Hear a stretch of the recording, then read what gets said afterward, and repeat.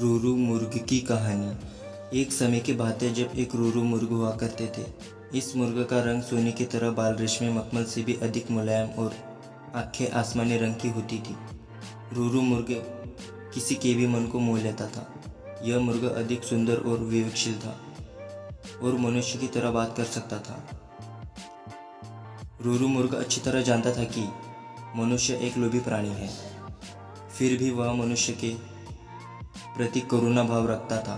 एक दिन रूरू मुर्ग जंगल में सैर कर रहा था, लेकिन तभी वह किसी मनुष्य की चिल्लाने की आवाज़ सुनता है। जब वह मौके पर पहुंचता है तो उसे नदी की धारा में एक आदमी बहता हुआ नजर आता है।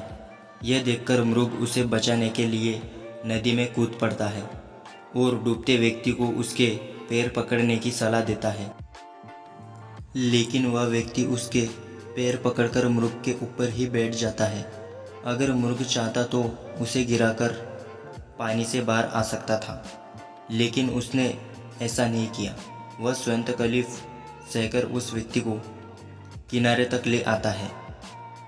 बाहर आते ही व्यक्ति मृग को धन्यवाद कहता है, तो इस पर मृग कहता है, अगर तुम मुझसे सच में धन्यवाद करना चाहते हो तो किसी को यह मत बताना कि तुम्हें एक स्वर्ण मुर्ग ने डूबने से बचाया है।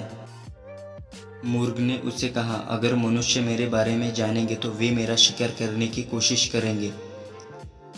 यह कहकर रूरू मुर्ग जंगल में चला जाता है।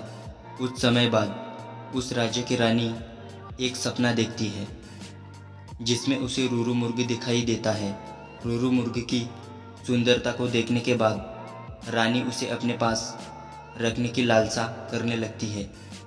इसके बाद रानी राजा को रूरू मुर्ग को ढूंढकर लाने के लिए कहती है। राजा बिना देरी किए नगर में ढिंढोरा पिटवा देता है कि जो कोई भी रूरू मुर्ग को ढूंढने में मदद करेगा उसे एक गांव और 10 सुंदर युवतियां इनाम में दी जाएगी। राजा की यह सूचना उस व्यक्ति तक भी पहुंचती है जिसे मुर्ग ने बचाया था।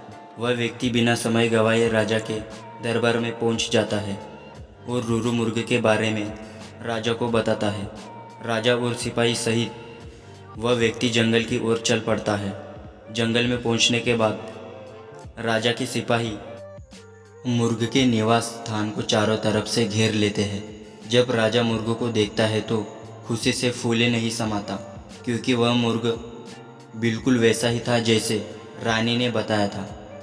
मुर्ग चारों ओर से सिपाही से घिरा हुआ था और राजा उस पर बांध साधे हुए था।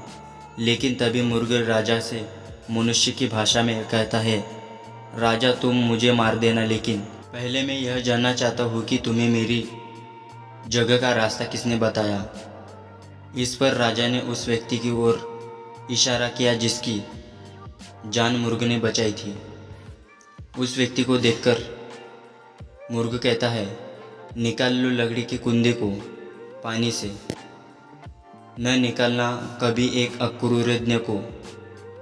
जब राजा ने मुर्ग से इस शब्दों का मतलब पूछा तो मुर्ग ने बताया कि उसने इस व्यक्ति को डूबने से बचाया था। मुर्ग की बातें सुनकर राजा के अंदर की इंसानियत जाग गई। उसे खुद पर शर्म आने लगी और क्रोध में उस व्यक्ति की ओर तीर का निशाना कर दिया। यह देखकर मुर्ग ने राजा से उस व्यक्ति को न मारने की प्रार्थना की। मुर्ग की दया भाव देखकर राजा ने उसे अपने राज्य में आने का निमंत्रण दिया। मुर्ग राजा के निमंत्रण पर कुछ दिन राजमहल में रहा और फिर वापस जंगल लौट गया।